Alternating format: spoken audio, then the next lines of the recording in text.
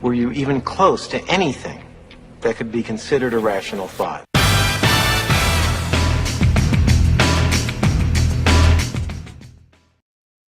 All right, welcome to the show today. We have lots of rational thoughts, but I thought that was kind of a funny intro, so we keep using it. Our guest today, he's been on the show before because I love him so much. I brought him back a second time. He's a media host, executive coach, international trainer, brings a unique combination of 35 years of experience in coaching, sales, marketing, training, and he's trained corporations, business owners, entrepreneurs, individuals. He's presented over 3,000 live events. This guy must be 100 years old. He shared the stage with General Colin Powell, Suze Orman, Jack Canfield, Les Brown, Steve Forbes, and many more, selling millions of dollars in products from the stage, live events, even infomercials. So he's an internationally accomplished and entertaining presenter. He's spoken to hundreds of thousands of attendees across a range of industries, brings a wealth of knowledge and expertise to the airwaves, stages, boardrooms, podiums, and print. He's a obviously sought-after executive coach and business expert. His training propelled one client's business to grow approximately from $8 million to almost $100 million, $100 million in just under 6 years.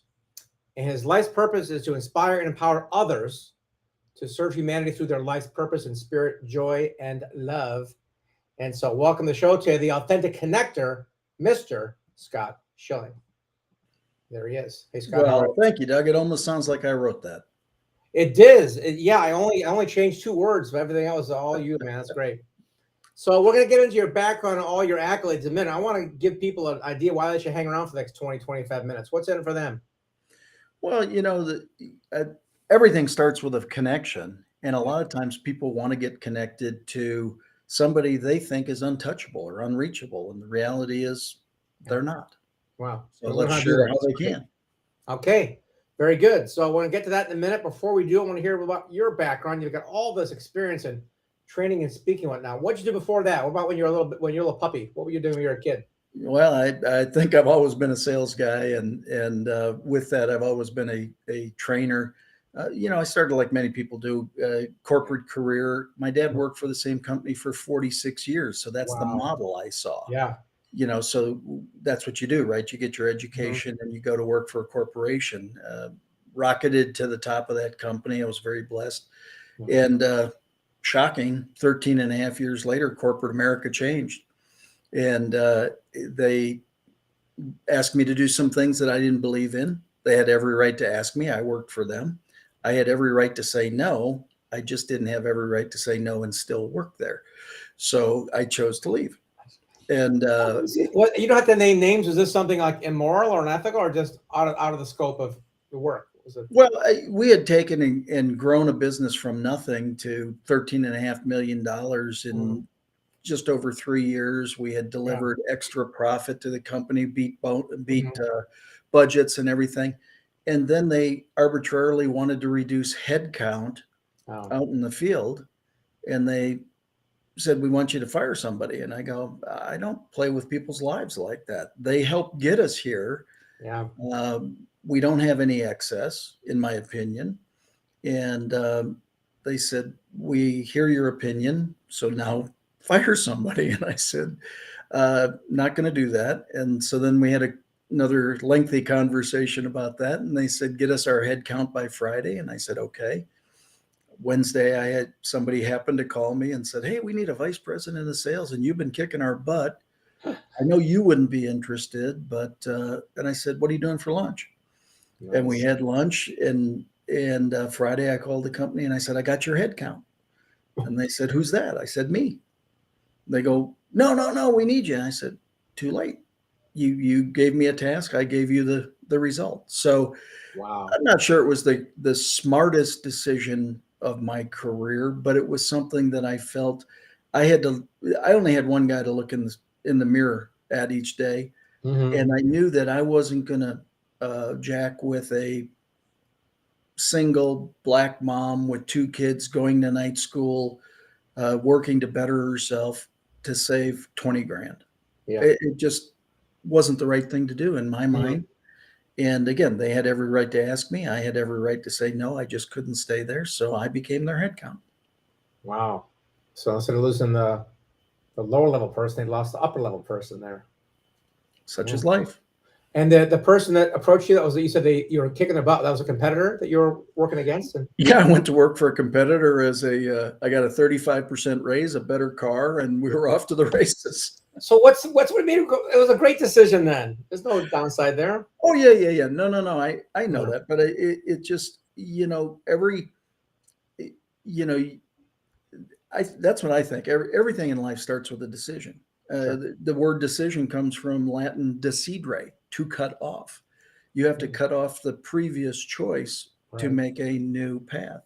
Mm. And quite frankly, more people should make those decisions. They get stuck Yeah. and pigeonholed or have a very unfulfilling life. Yeah. And we were meant to have the greatest life experience we can possibly have. That's right. Absolutely great. Well, that's a great story. I love that one, especially when I learn something new about Latin.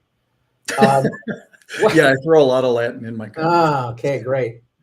So, okay, so you work in other environments or other companies, whatnot. When did you make the transition to being an entrepreneur and being on your own? What was that like? Well, really, after I left that next company, I went Mhm. out consulting, and then I got absorbed to become one of my clients' executive vice presidents, and then we pioneered that product, and then there was an exit, and I became a consultant again, and became the executive vice president of another client, and so I've had that pattern Yeah. back and forth, uh, and then 25 years ago, 20 somewhere around there, I decided that I could, with the skill set that I had learned in presentation and being in front of rooms as a sales trainer, Mhm. I said I really believe that I could serve more people if I became a professional speaker full time, Yeah. and that's the rest, they say, is history. I've History. done over 3,000 live events, probably had 1 million people in seats in front of me, and Wow. front man for 8 infomercials and all Mhm. sorts of really cool stuff. That is phenomenal. That's great. So we're gonna get to the your big takeaway here on how to connect with anybody, even if it's somebody that scares you in a minute. Before we do, I'm curious about the speaking world. Like you talk about, speaking and training are two different skill sets. How do you know which one to go after if you're a new person getting into that? Which one do you start with and why? Well, part of it is what you feel called to. Mm, I mean, I always was a sales trainer, so I was mm, very accustomed to that. So the leap for me was to become a professional platform speaker. yeah. And what you, I don't think that when I went into it, I really understood the difference, quite Yeah. frankly. And people say, well, what's the difference? Well, when you're a speaker, it's that period of time. You're kind of a rock star.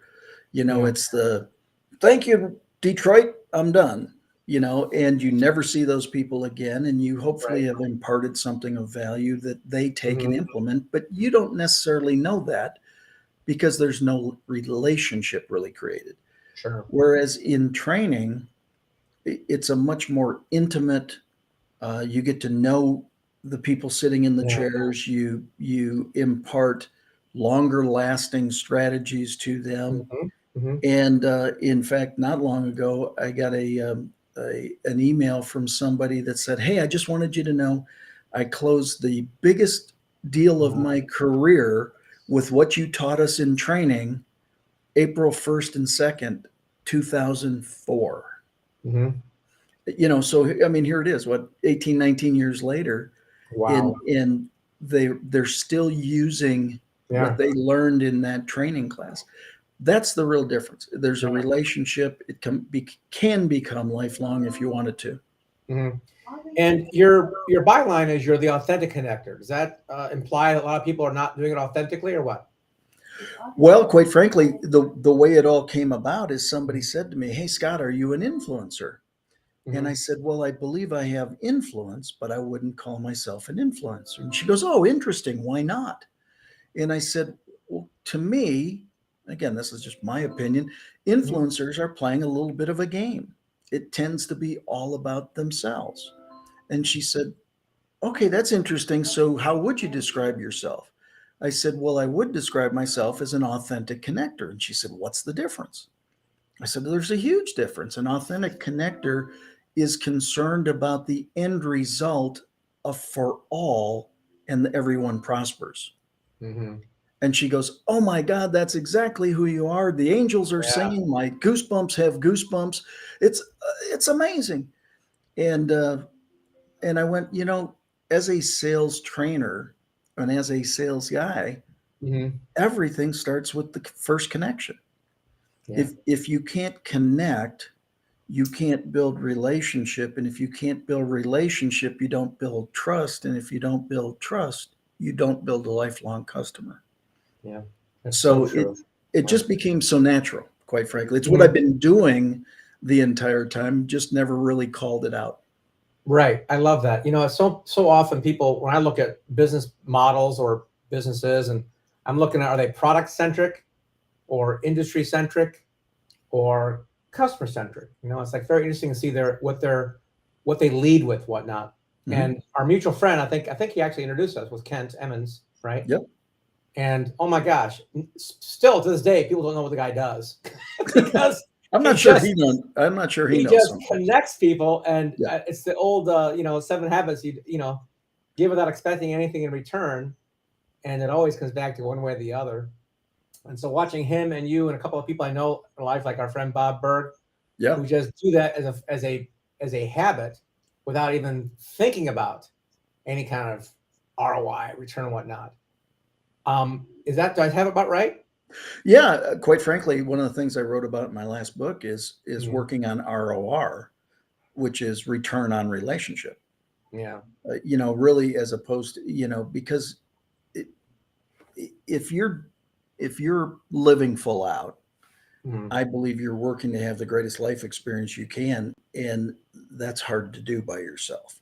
Yeah. You've got to do it with other people, and so that becomes the fun part of the relationship is connecting with people, really finding out their needs, wants, and desires.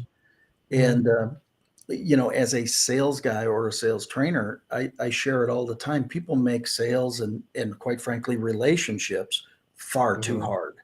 It's only Yeah. 4 words: identify, problem, provide, solution.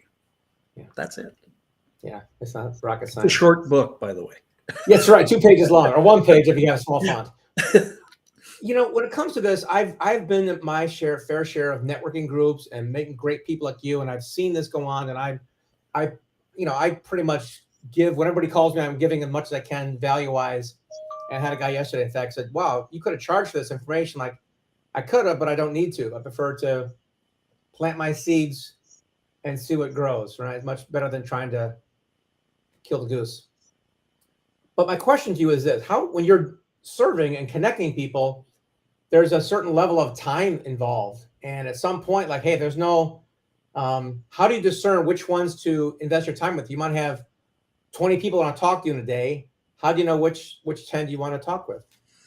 Well, the great part about it is, again, you get to decide. You know, we all have the choice to choose, but once Right. the choice is chosen, the choice now controls the chooser.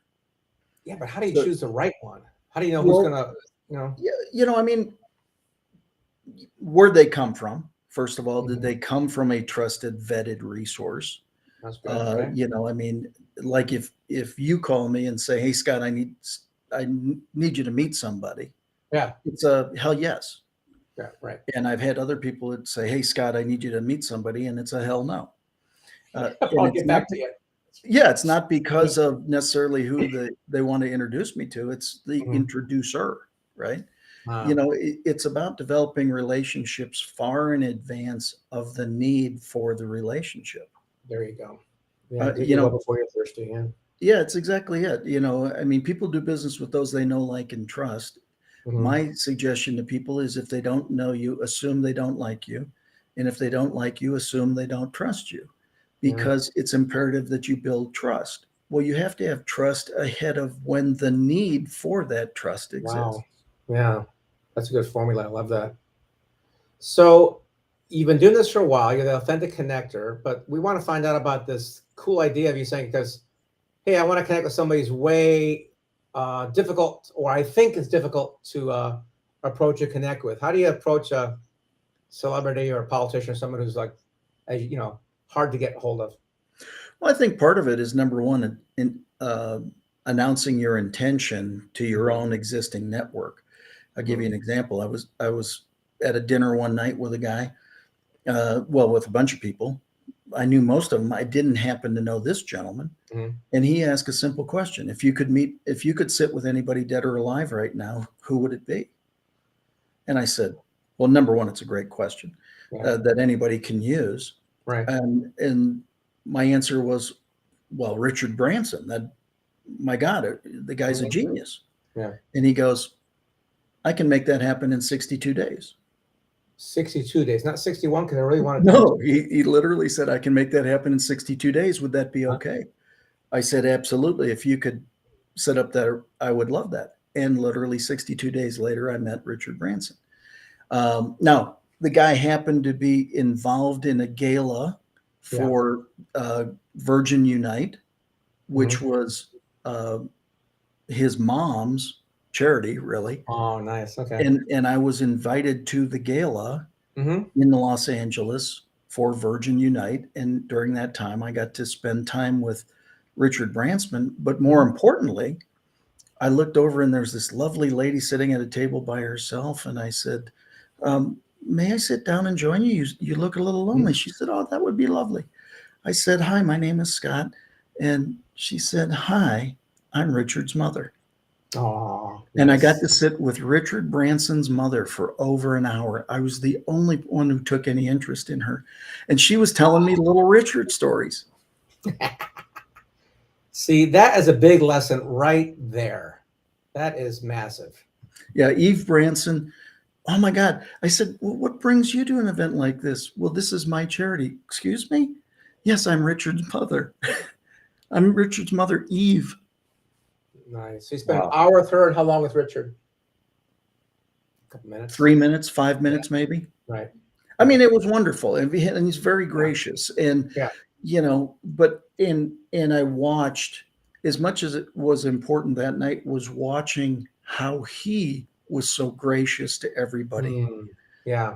And you know, not necessarily was so gracious to him, right? They've known him for 12 seconds now, and they're trying. Yeah, look at my picture with my best friend, and I pitched him my deal, and you know, all that. Please, let's talk about this, because this is important. If you're smart enough to get in touch with somebody you revere, don't pitch him a deal. Oh my God, that's just like, No, ask to learn from them. You know, one of the concepts I teach, and I learned it from one of my mentors, is take a millionaire to lunch. And people go, well, why would I, little old me, take a millionaire to lunch? Well, first of all, they eat too. So that's an opportunity. Number two is, while you're sitting with them, you can simply either ask questions or listen to their genius. It just kind of falls out of them, right? And number three, when you go to pick up the check, that doesn't happen typically for them. Nope. And so now you have automatically differentiated yourself from the vast majority who say, oh, if I had the opportunity, I could sell them my idea. Remember, people do business with those they know, like, and trust. The second you get there, do you have any trust built? Absolutely not. There's skepticism. There's all sorts of, you know, why is this person doing it? If I'm sitting with you being the millionaire, and I say, you know, Mr. Crowe, and you would be nice enough and gracious enough to say, oh, call me Doug, which someday I hope you allow, as us friends, that I can actually call you Doug. Not yet. I'm a media host now. Come on, Scott. You know. That's right. But I would say, you know, Doug, I just so thank you for the opportunity to break bread with you. Yeah. Can I ask you a few questions?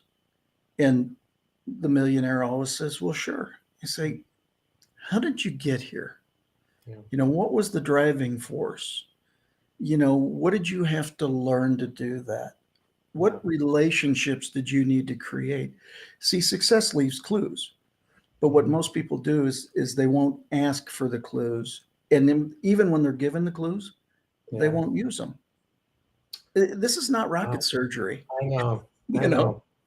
Let me share you a quick story. It's so funny you mention this, because I had I used to sell Nextel phones and voice services, whatnot. And one of my clients sold his company for $100 million, and it was privately held. No, it was all his, right? He did very, very well with it. And I did what you did. Hey, can I take you to lunch? And he said, I don't eat lunch. I said, well, can I take you out and you can watch me eat? You know, I didn't know what else to say. I'm like, I want to hang out with you for at least 20 minutes. So we went to a restaurant and I asked him basically 2 questions that, what's the secret of success? What was it?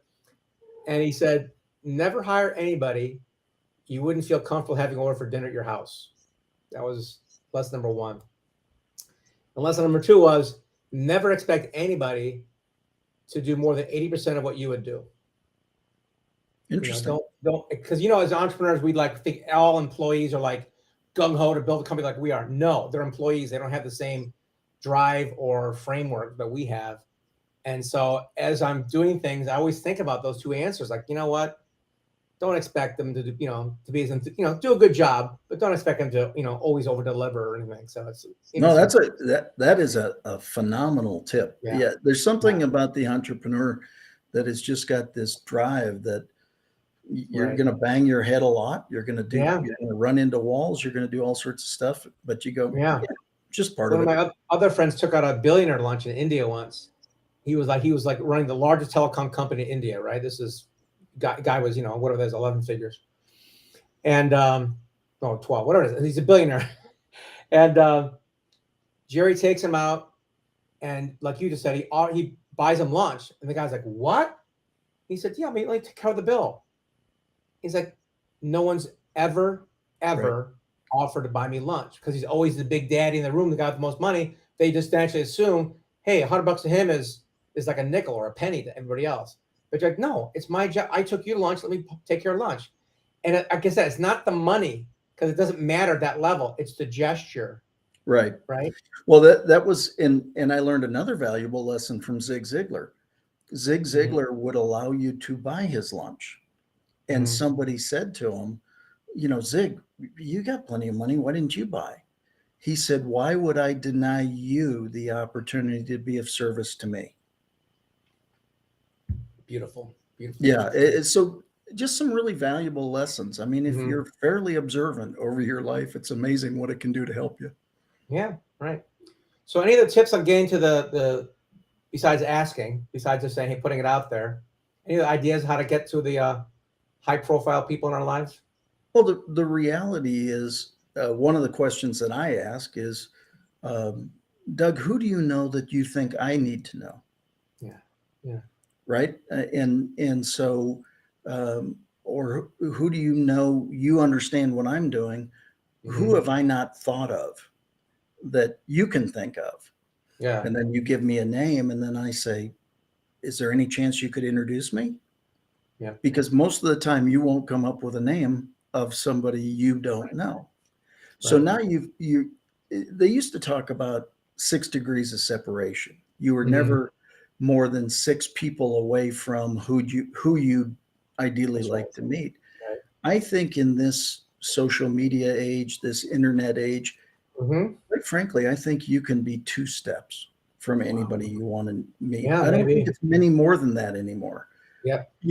Because again, if you're observant enough, I want to meet you. Right. All of a sudden I come across your podcast and I see who your guest list is. And maybe I know one of them. Well, if they were on your show, the chances are they now know you because I know how you run your show, right? You wouldn't do that. Right. And so again, there are clues everywhere on how to get to somebody. Right. I know people that are running dinners and fundraising events for some very big name political players. Right. Well, if my friend is doing that now, will they pass that introduction along? I don't know, but at least I know the path to take that path. And it's the reality is, again, if you're there to be of service, again, my signature on my email is please let me know how I can be of service. Right. I mean, I've had that as my signature for probably 30 years now. Yeah. And I remember when I first started doing it, somebody said, what are you angling for? He said, Obviously, they don't know you. yeah, I said, what are you talking about? Well, this, please let me know how I can be of service. I said, oh, you want the secret to that? It's what can I do to be of service to you? So you don't want anything in exchange? No, I want to be able to serve you if in fact you need service. Now, Yeah. here's the key. If you don't, I'm okay with that too. Yeah. It's like all you can do is do the outbound is Yeah. work to, it's, Yeah. I get hit up a lot on LinkedIn and a lot of different Yeah. Right. places, Oh my gosh. right? Yeah. And no, I'm not the only guy who, but I accept most of those meetings and people go, oh, doesn't that waste time? I said, which part of the authentic connector says mind reader? That's the one thing I am not. And so, Yeah. quite frankly, if somebody has enough interest to want to meet me, I should at least have enough interest to want to meet them. Yep. And after we have that meeting, then I'll determine whether we're going to have more meetings. Mm-hmm. But the one thing that I always is enjoyable to me, like on a LinkedIn, is you accept a greeting and all of a sudden 0.6 of a second later, you've got a message that now says, hey, I've reviewed your profile and I think we've got some synergies. No, you paid for a bot and you don't really care. Right? And so the point is I'll still have the meeting. Yeah. Yeah. Because they're just playing a numbers game and trying to do something. Yeah. I don't know how to qualify or disqualify until you at least have had the conversation. Right. Yeah. I'm probably doing this very similar in most ways, maybe not to your level, but I had one guy I talked to and we talked about, I'm a ghostwriting publishing company and it wasn't a good fit for him. Like, that's fine. No big deal. 6 months later, he sends me a referral, guy signs up, 5-figure deal. Like, Yeah. Things that like you said, if you just help out when you can, it makes a difference. I had one message that I did for a while on LinkedIn where I was connecting with people. And instead of what everybody else does, like, pitching their stuff, I, pick a line from you and Bob Berg. I'm like, okay, what lead, resource, and connection could I provide that would make your week really amazing? Something like that. And a couple times they tell me, and a couple times, what's your angle? It's like, one person said, that's the most refreshing response I've ever received. Yeah. We didn't do anything, but at least it made them feel better for a second. Well, the other side of it, again, my platform is really to return respect, honor, and dignity to the planet. I mean, respect is something we should all show each other. I don't have to agree with you, but I should at least respect you. Yeah. Honor is then lifting you up in some way. And then dignity is what we both feel if we've done that appropriately. So the reality is, I've had it, all sorts of people invest in me in my career that have never asked for anything or whatever. Why not pay it forward? I mean, I remember when the movie Pay It Forward came out. Yeah. In fact, it's a big part of Talking with Giants, which is the free gift that you all get here. The whole concept of pay it forward was like, this is the way it should be. Yeah. Why are we not? We live in an abundant world. Mm-hmm. There's more money on this planet than it has ever been at any one time in history. Yeah. Why are we so lack focused? And so, but gosh, you could recommend somebody to something and they could do a business deal and you might not get anything from it. Happens all the time. Well, first of all, it felt good. So I did get something from it. Not everything is measured in financial return. Now, that's right. Some things are, but what you find out is when the integrity is there, when the relationship is there, when the trust is there. How did I get on the big stages to be able to be with Colin Powell and Rudy Giuliani and Suze Orman and blah, blah, blah, blah, blah. Well, 10 years earlier, I was speaking for an organization. They didn't have enough people to fulfill the need. After I was done speaking, I said, hey, I'll work the back of the room for you for the rest of the weekend. Yeah. He said, well, we can't afford to pay you. I said, I never asked to be paid. You need the help. 5 years later, same guy walks into a room at the Marina Hotel in Sarasota, Florida. I say, hey, Rick, how you doing? He goes, you remember? I said, sure. We did that event 5 years ago in Dallas.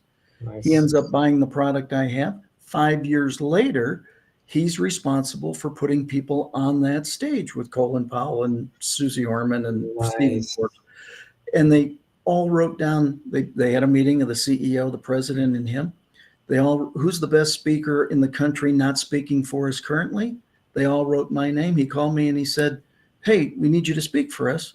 And I said, great, I'm a 10-year overnight sensation. I love it. What great lesson, Scott. I would have loved for that to happen much sooner, obviously.